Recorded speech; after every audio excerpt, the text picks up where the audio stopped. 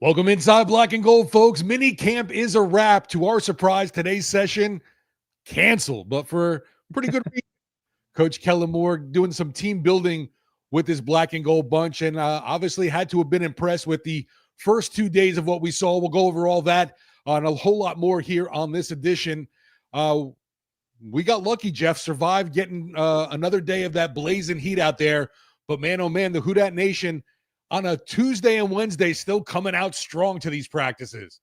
No question. Yeah. And this is, we're a little unprepared for this podcast in the sense that I wasn't expecting to be able to do it. I was expecting to be at this exact time standing out on a field in Metairie watching another day of 7-on-7 drills, and the Saints decided, let's not do that. And so we're going to have a two segment pod here, and the YouTube audience can get a little bit more, but we're going to go through all of our notes in this first segment. Second segment is going to be kind of stock up players who I think helped their case to potentially make the roster, to win a role, whatever, that sort of stuff in that second segment. But yeah, so like you mentioned, we're not there today. We're here. And we did still get to talk to Kellen Moore. And what he said was that Hunter Dekkers hit a 3 in the team meeting, and that's why they didn't have practice. Now, I did ask if he had missed, would they have still had practice like usual? And he said they wouldn't. They were going to find a way to give them the Did day not have off. practice, right? They decided, hey, we did all the work we needed to do the last 2 days. We feel good about it. They still had like meetings and stuff this morning. But yeah, Jawan Johnson was apparently the offensive captain. He picked Hunter Dekkers, who I guess has a high school basketball background. And he drained a 3 on the first attempt. So he's the hero. Now, again, if he had missed, someone else would have gotten to take the shot, and they were going to find a way. It was just whether Hunter was going to get embarrassed in front of the team or not. And instead, he's the hero. So good for Hunter Dekkers. If you have to pick a 3-on-3 basketball team from the Saints roster, he'd be the guy I'd start with. But yeah, so they went to 504 golf. That was their team outing. Team bonding has been a clear emphasis for Kellen Moore to this point. Just another example of that. But no, I mean, there was nothing more I needed to see at this mini camp. So I have no issue with it. Like, I think, if you're not doing 7-on-7s, which they weren't, there's only so much you're going to see. And I think one of the main points too was I want to get to training camp with everyone healthy, or at least as many people as possible healthy. And right now, that's a good that you can say that about this team. We'll see how it goes when the camp gets here. But yeah, I mean, we have one more note about camp, but just your initial takeaway of what you saw. I know you weren't there on Tuesday; you were there on Wednesday. What did you see on Wednesday that kind of caught your eye? How are you feeling about this team coming out of minicamp? Continuing to love to see the growth, it looks to me like, of a guy like in Rashid Shaheed. We've wanted to see him more of doing the route tree. Excited to see more of that come training camp. And I think that he's built a pretty good relationship. He's had it obviously with Spencer Rattler being around, but Tyler Shough as well. Chris Olave, seeing more and more of him involved. It's, that duo of wide receivers is going to be so key for this offense. And was good to hear from him. He talked about, seeing a specialist for his concussions, had never dealt with this rash of, injuries at all in his career. And there's a lot of outside criticism of Olave's game, saying he's not that contested catch guy. Some people doubt the fact that he can be a true number 1 wide receiver. But looking forward to seeing also what he wants to prove. I know going forward. And just the quickness, the speed, the route running ability that he has, I feel like the offense that Kellen Moore is going to implement here is going to take a huge advantage of that. The running backs, we didn't get to see too much. We know with this no contact really going on. Did like what I saw from Devin Neal, made a few plays. Curious to see more from him going forward when the pads come on. And then the tight end game, Jawan Johnson definitely stood out, but also a young, well, not really that young. He's been experienced and stole was someone that I felt like you were writing his name down a lot, and someone that could be an interesting piece to this room going forward. On defense, it's a little rough. I didn't feel like there were many standout plays from this secondary in guarding these wide receivers right now. There was a few guys that might have made a play here or there, but way too many drops on would-be interceptions instead of being able to haul them in.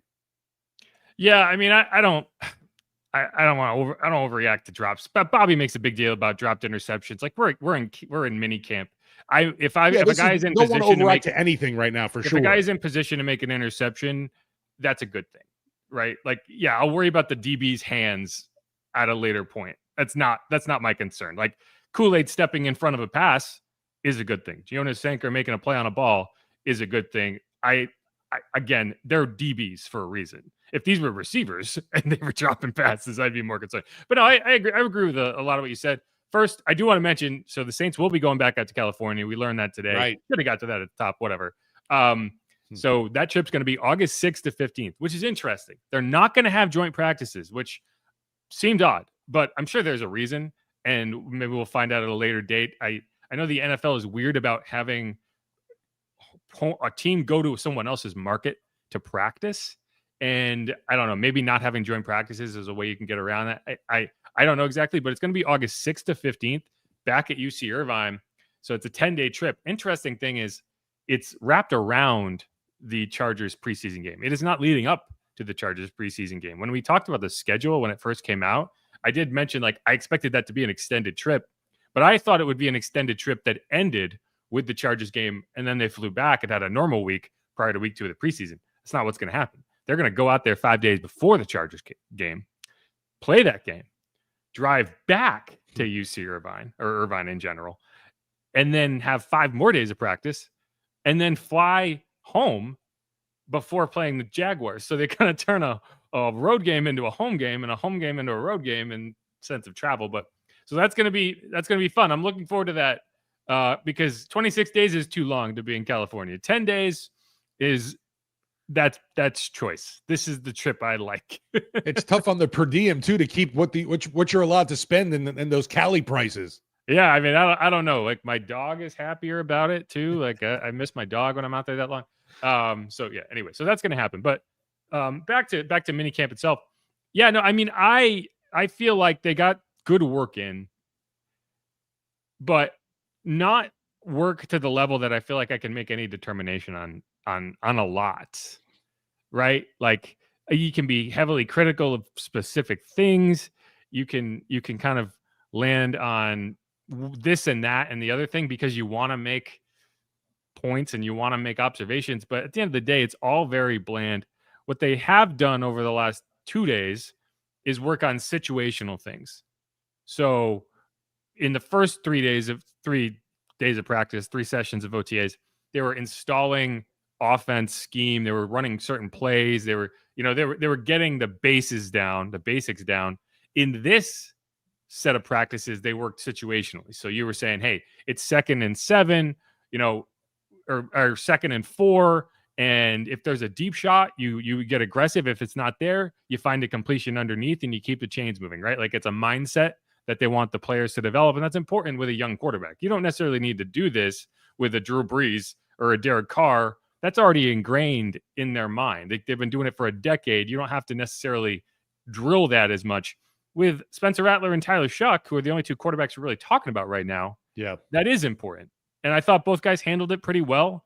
Like I was critical of Shough for not being as aggressive in the OTAs as I wanted to see. But in this setting, you're not asking for aggressive. You're asking for making the right decision. Like, for example, like 3rd and 3, if you have a 4th down in your pocket, right? Like you don't necessarily have to throw beyond the sticks. You can throw short of the sticks and allow him to make a play, knowing that even if you pick up a couple yards and you're in sneak territory, you're going to go for it, right? Like it changes your mindset. So that's a lot of what they focused on this week in the team settings. And again, only 7-on-7s. That was a decision. That's not CBA stipulated. Like there are teams out there running full 11-on-11 drills. Kellen Moore decided we are not going to do 7-on-7. I'm sure Ted Rath, the pro performance director, had some say in that. And, like the focus is going to be on, let's get everything ready. Let's make sure guys stay healthy so that we can get to training camp and not have to start at square one. And that's what it's going to be. They're going to get to camp and it's not going to be a day one install. It's going to be, okay, this is where we left off and let's continue. Because there's a lot to install on both sides. Like this is not you don't have the luxury of just sitting there and saying, yeah. Okay, well, we'll do this. We'll do this. Like, no, you have to start from square one and get to the end by the time week one gets here. And so you don't want to waste any time. And so that's why I think they're focused a lot more on classroom work installation as opposed to, okay, you're out there running full speed in drills. You're in the rehab room. You're doing whatever, trying to recover for tomorrow's practice. They're more focused on the process. Another thing, I didn't bring up the quarterbacks in my initial rant in the beginning, whatever you want to say, but another thing that stood out was Cam Jordan's hair and him making jokes about the QB battle, saying you can't rattle them, but you can always shuck them. You can always shuck them.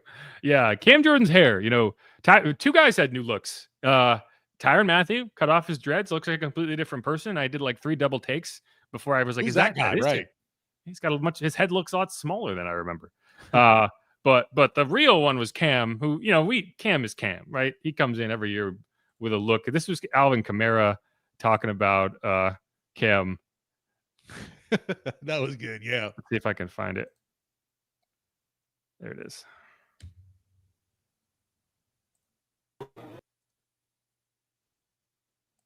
I don't feel old. When I get old, y'all will know it'll be more cameras than this. Nah, I'm not gonna. I don't know what Cam doing. Cam have a midlife crisis every year. He changes his hair, changes his mustache, and it's not even the real midlife crisis. He's just being Cam, So you gotta love him. Just Cam being Cam. Just Cam being Cam. Yeah, I mean, this is a guy who once spent a season looking like a pirate. He came in with the flat top. He's coming with the braids, coming with the dyed braids. This year, it's basically like, I don't even know if blonde is the word. Like, I don't know what the color it's like white, but not white, I guess it's as white as you could probably get his hair.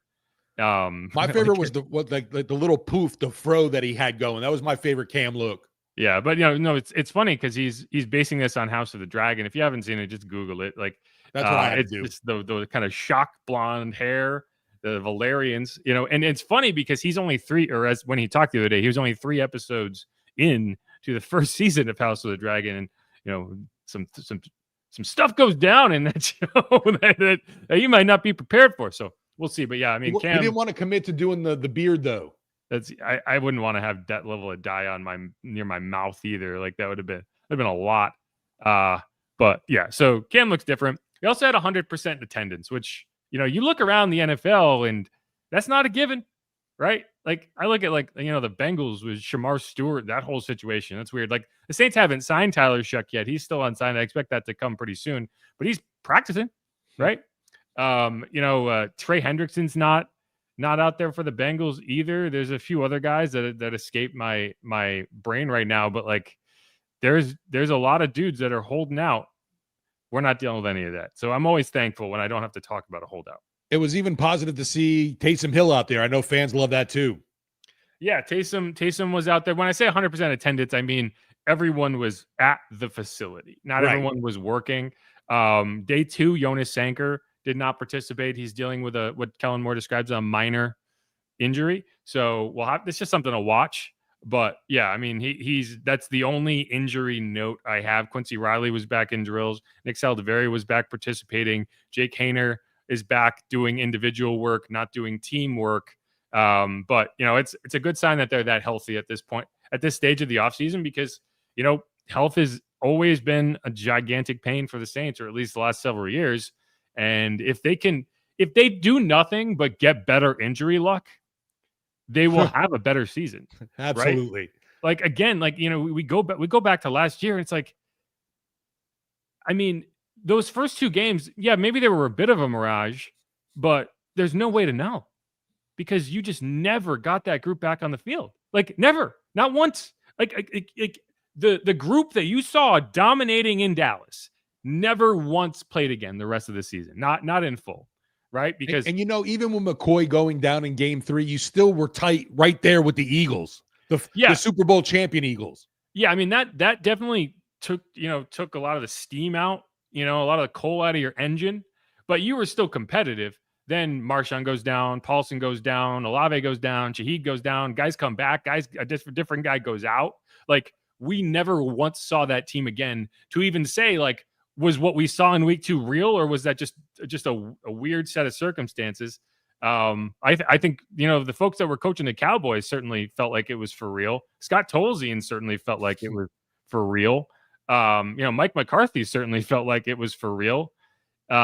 And, at the end of the year, it probably was part of what cost him his job, because it was like, that wasn't a good team you lost to, but was it? Like, I don't know. So, we don't. And obviously, Seattle Seahawks thought it was real because they got Kubiak now. Yeah, seriously. But, I just think, like, it's so difficult to have an assessment on that season or how good that team was or was not based on we never saw it again. So I don't know. Either way, like, if that's one of the biggest determining factors of whether you have a good or a bad season every year, is whether you have good injury luck or bad injury luck. And all you can do as a team is make sure that what you're doing is not what's causing your bad injury luck. And so we'll see if maybe some of these changes work. But another thing I thought that stood out with these sessions, man, the place kicker battle's legit. I told you it was. You didn't believe me? No. And I agree with you. And we saw Blake on Tuesday go 6 for 6, had made the make from 61. Now, it was a make from 61. I wouldn't say it limped over, but it probably wouldn't have been good from 65. That said, it was fine from 61. Like, there was no question. It was not like it like bounced off the bar or anything. Then Charlie Smith went 5 for 6 yesterday, and he made from 61, and it went through the uprights like 3/4 of the way up. Like, it's remarkable how far that man can kick a football. That said, he did miss from 49, and the way I've been phrasing it is like, missing from 49, misses from 50 and in are a lot more damaging to his case than makes from 65 are helpful for his case. Because here's the thing. I don't care if you can make a 70-yard kick. I need you to make the 49-yard kick. Then we can talk about the 70-yard kick, right? Like, the 70-yard kick can be a tiebreaker, but only if you're even, only if it's a tie in the first place. And right now, I don't see that happening, because, like, you've been to a lot of these practices. Like, I can count on one hand the number of times I have seen Blake Grupe miss in Metairie or the Superdome, at least in practices. Like, games are whatever, but we can't compare Charlie's game performances to Blake's game performances, because Charlie doesn't have any game performances. All we can do is compare the practices, and the struggles Blake had last year, I think, were more relative to, the practice field out in Irvine is kind of wide open. Hey, he's going to have to do it again, but it's kind of wide open, and you got these crosswinds, like conditions you never have to deal with in the Superdome, and a majority of the places you play are indoors. So, like, I'm more worried about consistency than that, and so we'll see. But no, I mean, Charlie reminded me, like, you watch Blake kick on Tuesday, and you're like, why is this even a competition? Like, the guy went 6 for 6, and he has 60-yard range. And then you watch Charlie, and you're like, oh yeah, but this guy has like a generational leg. And so that might be it. I think in a lot of instances, Charlie would be the favorite. He just happens to be in, like, if it was Garrett Hartley, something like that. If you're talking Kai Forbath, heck, even Will Lutz, like, that's a different scenario. He's trying to beat out a 26-year-old who's only getting better and is elite from long distance. Now, he's not elite from 70 yards, but he's elite from 50 plus. So I don't know, but it's going to be fun to watch. No question. Yeah. The biggest concern you have with Blake Grupe is the fact there were some issues for the closer, those seem to be gimme makes that he botched. I think it was 2 or 3 times last year. One. Okay. One It got seemed like blocked. more. There was one that got blocked in Dallas. I think it was an extra Okay. point. It got blocked. He missed one. I can't remember what game it was. It was a short kick in the Superdome. But and I think the cause for that, like when he does miss, it's those short kicks because he has laser straight kicks, first of all. So when he starts it on the wrong line, it's going to stay on the wrong line. And he also, and he told us this on this podcast, like when he kicks from 35, he's kicking the same ball as he kicks from 55. So he's making a 50-yard kick, whether it's close or long. So there's not a lot of, a lot of times you'll see guys probably go out there and chip it in, which I think there's a little bit more forgiveness. You have a little more margin on those short kicks. He doesn't take advantage of that margin. He takes advantage of consistency.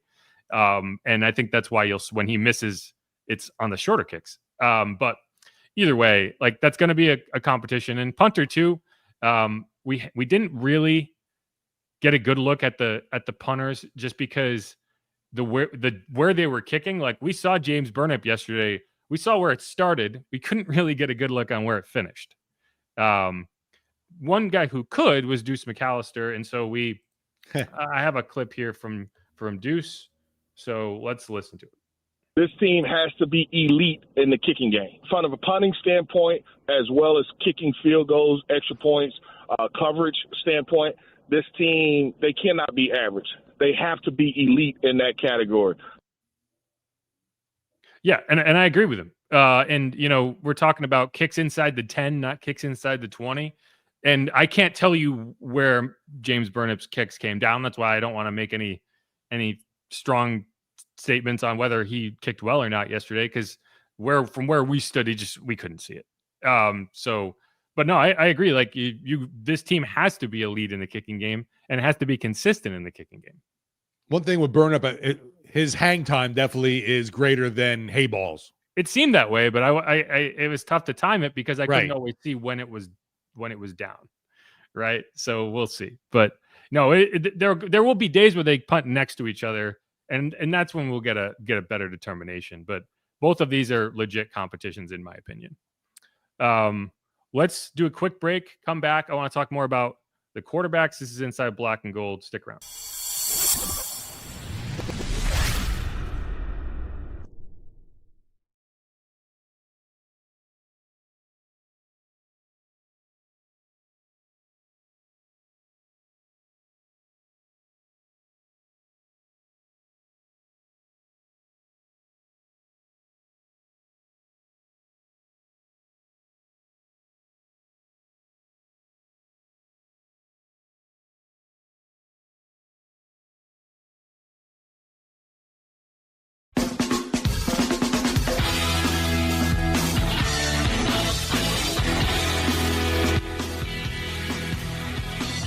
All right, we're coming back in. I have sound now. Are you excited about that, Steve?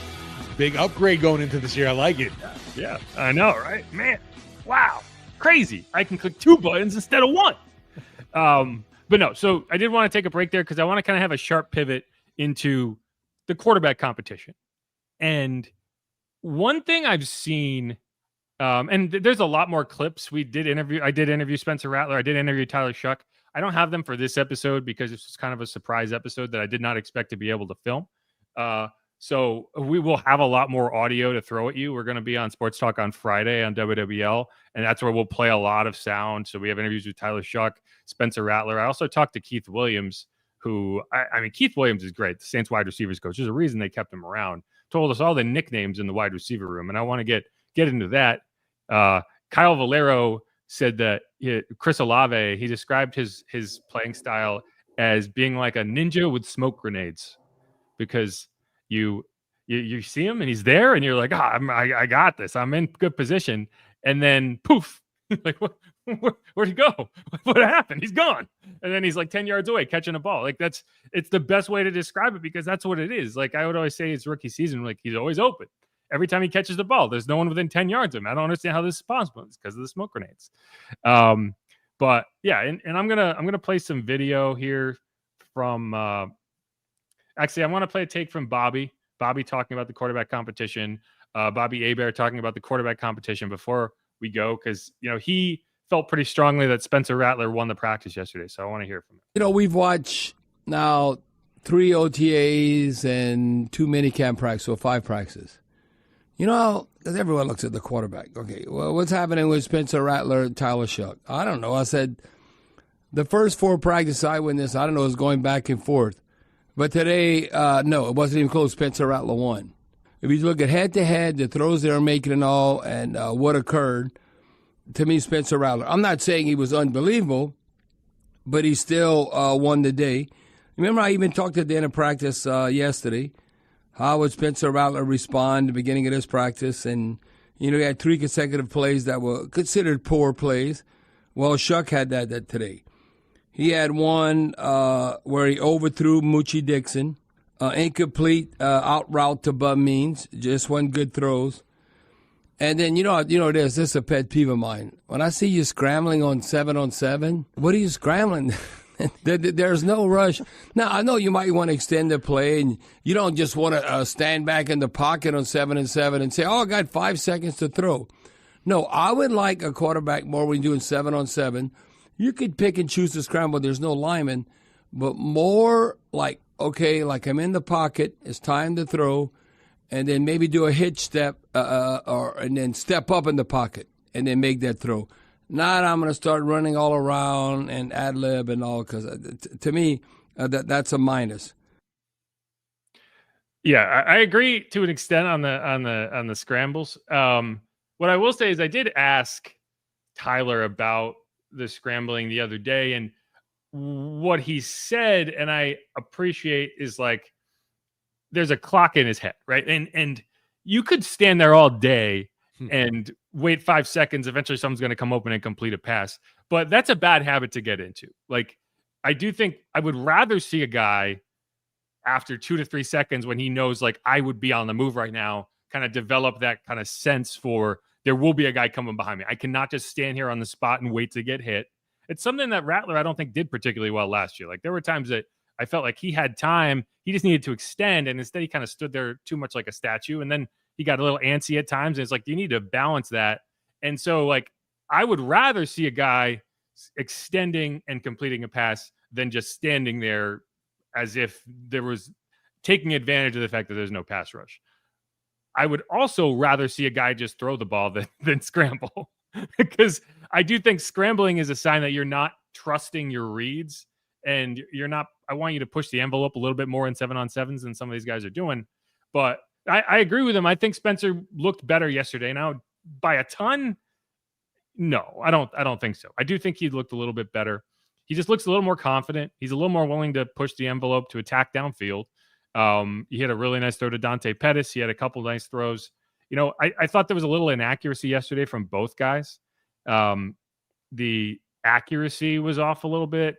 I think the completion percentage, you'd want it to be higher. I want to say, I don't have it in front of me, but I think Spencer was 10 for 16 for the second straight day. Tyler was 9 for 16. Like, you really want that to be higher in these drills. They were red zone, so it was a little compressed. But I think both these guys are just kind of progressing and kind of picking up the offense, working with new playmakers, figuring out the timing, figuring out the speed for guys like Rashid, Shaheed, Chris Olave, figuring out whether Jack Stoll can catch passes. He caught a couple nice passes. So that's kind of where we are. I think I'm curious to know, and I'm sure they wouldn't say anything, but if the heat and the grip of the ball had an issue at all with them, because from taking just notes, you're kind of dripping all over your notebook. And I wonder if that was the case with the football. I felt like it was on day one. Especially toward the end of practice. It seemed like, the heat started to get to some guys. There was a little, the execution wasn't there. I didn't think that was as much the case on day two. I just thought, the defense made more plays on day two. Like Kool-Aid McKinstry, I thought, had a really strong day. And, he made back-to-back PBUs in the red zone. A couple of guys made nice plays. And I just think the defense asserted itself a little bit more. And it's worth keeping in mind, like, this is a very different defensive scheme than we're used to. So we're seeing guys do a lot of different stuff. Like a Kool-Aid McKinstry is dropping back in zone coverage constantly.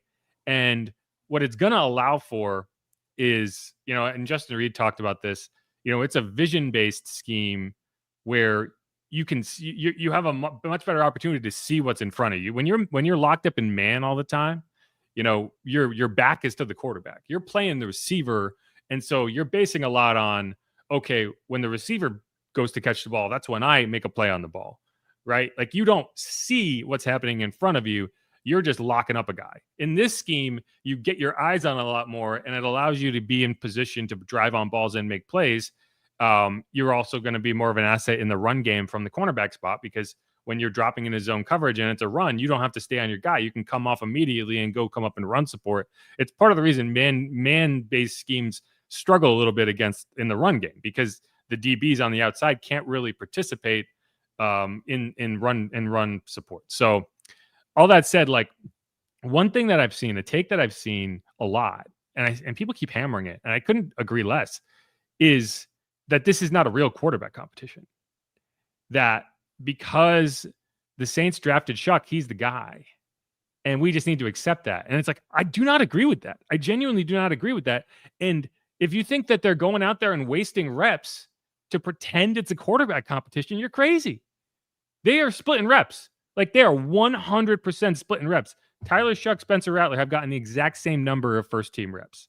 They have, every single practice I've seen, it's been either Tyler or Spencer getting the first set of first team reps. And then, you cycle through, both guys get 8 reps. And then the next set, whoever didn't get the first set of reps, the last one, comes back and gets the first set the next time. Like, that is as true of a quarterback split as you can get. And, like, they wouldn't be doing that if this was not a true competition, right? Like, they're not just blowing smoke to make you think they're blowing smoke to make Spencer Rattler happy? You really think that's what they're doing? Is just trying to keep Spencer happy? No, they wouldn't do that. The only question I have is whether Jake Haener is actually in this competition, because that's something they have maintained, and I don't buy it. We'll see, but it's a legitimate quarterback competition. They're not just going to give Tyler the job just because, oh, well, he's our guy. Like, no, he needs to go out there and prove he's ready. Now, tie goes to the runner is an interesting question to ask, right? Like, if it's a tie, who is it? And I think there's levels to that conversation, right? Because it can be a tie at multiple rungs of the ladder. If it's a tie and both guys look fantastic and you don't have any question that Tyler's ready to play, and the only thing is, like, Spencer's also ready to play, but is it worth just wasting time if you're going to go to Tyler eventually anyway? Then yeah, I think in that scenario, you'd go to Tyler. If they're tied and it's a lot further down the ladder and you don't necessarily feel like Tyler is ready on day one, and then I think you would go to Spencer and make sure that when you put Tyler in the game, he is 100% ready. But, like, the idea that the decision has already been made and this is all for show, no, that's not what's happening. Yeah, I don't feel that way at all either. I don't think there's any rush either for Shough to be the guy. If Spencer ends up, winning this competition, we talked about it a little bit before. I know you expect, Spencer Rattler to be that starter for the start of, the beginning of the year. And then maybe if things aren't going so well down the line, mentioning after that late bye week, the fact that maybe then you pull the plug and go with Shough there to see what the rookie can do. But the last thing you want to do is just throw the rookie into the deep end and see if he can swim, potentially doing more damage than good in his development. Yeah, I mean, the only reason I'm on record as saying that is because people force me to have an answer right now. Yeah. No one will accept, I don't know. And the fact is, I don't know. That's just, I wouldn't even say that's an expectation more so than it's a prediction, right? It's not based on anything I've seen. It's based on how I think you've seen Spencer start, though. And I mean, that makes sense to me. Yeah, I've seen Spencer start, but I haven't seen Spencer start in a scenario that he was not set up to fail. Right. So, like, it's tough, and at the end of the day, being put in that scenario is helpful for him because he knows what it's like. He knows what it's like when you don't have any of your receivers. I'd like to see him with receivers. I'd like to see him with a running back. I'd like to see him with an offensive line. And so I don't know. It's interesting. And, like, I just think like hardline takes at this point of camp is a sign that you're not really paying that much attention. Because I don't know how you could have a hardline take right now. I don't know how you could look at both of these guys next to each other and say like one of them is ahead, truly ahead. Like I would say, if you had to put one in front of the other, like if you had to say, well, that guy's going to get the first set of first team reps and that guy's going to get the second, then I would put Spencer at the front of the line. But that's only because I'm being forced to do that right now. I get the whole Kellen Moore picked Tyler Shough argument, but for me, having those live bullets experience with a depleted roster last year does more good for Spencer Rattler's case to start this season. And I was actually funny to hear kind of Bear flip on things because he was all about that Shough is Kellen Moore's guy, so he's going to be that guy week one. And then after seeing practice, it was like, well, from what I've seen after yesterday, he was saying, Spencer's his dude. One of the greatest things about Bobby is that every day you hear him talk, and I believe his takes are completely pure because he does not remember the last take that he made. So like every time he comes out and talks to you, it's what he believes that day. Whereas, when I say that, I mean like, and I'm going to throw Fletcher Mackel under the bus here a little bit. Fletcher Mackel, and yes, I am wearing my Cam Jordan Day shirt. Fletcher Mackel, early on in the draft process, decided that Jackson Dart was his dude. And every take from that point on was colored by, I already decided Jackson Dart was my dude. I can't now have a different take because I'd made that decision way back when. Whereas Bobby, I feel like it's like every day is fresh. It's like kind of like, the guy in 50 First Dates who forgets everything 10 seconds after he says it. It's kind of like that. Like you get a blank slate, but that's value in that because it's like your opinion should change based on new evidence, right? Like if you feel like if I say I think Spencer Rattler's the starter, and then I watch it and he does not prove that. And I'm still just like, yeah, but I'm going to stay on that base because it's where I started and I just want to be able to say I was right. Then that's not a pure take. That is confirmation bias.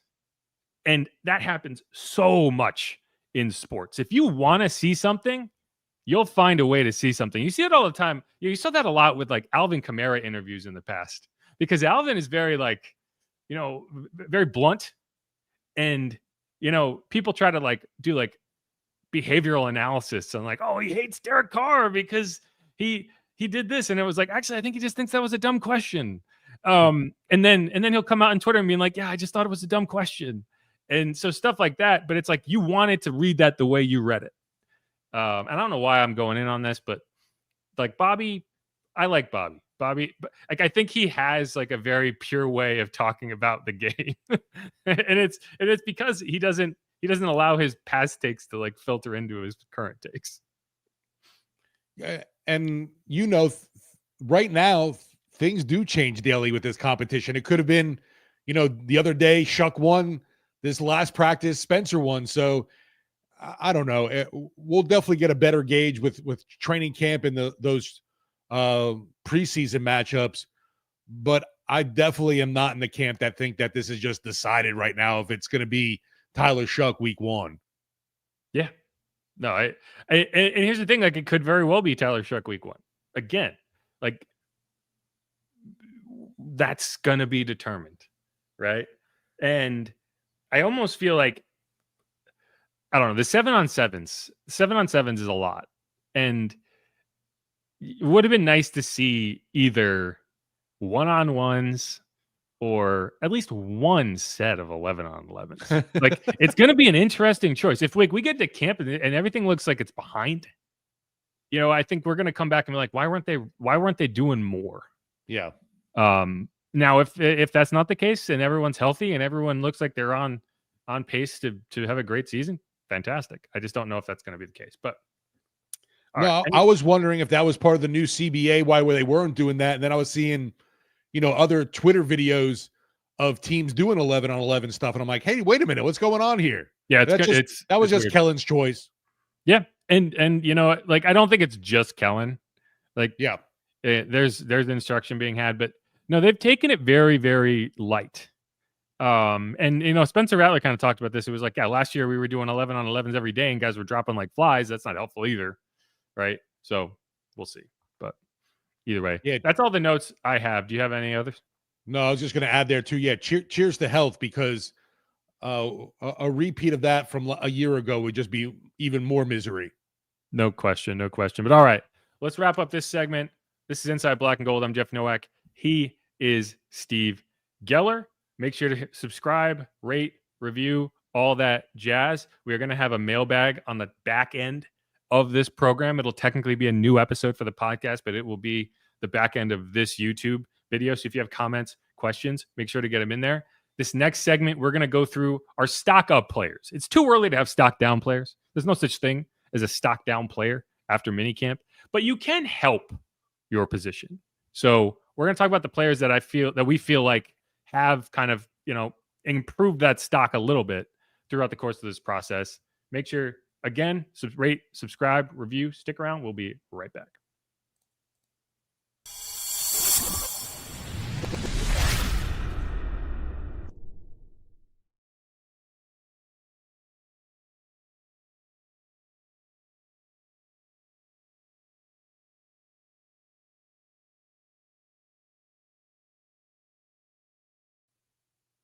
And we're back on Inside Black and Gold. I told you we weren't going to be gone very long.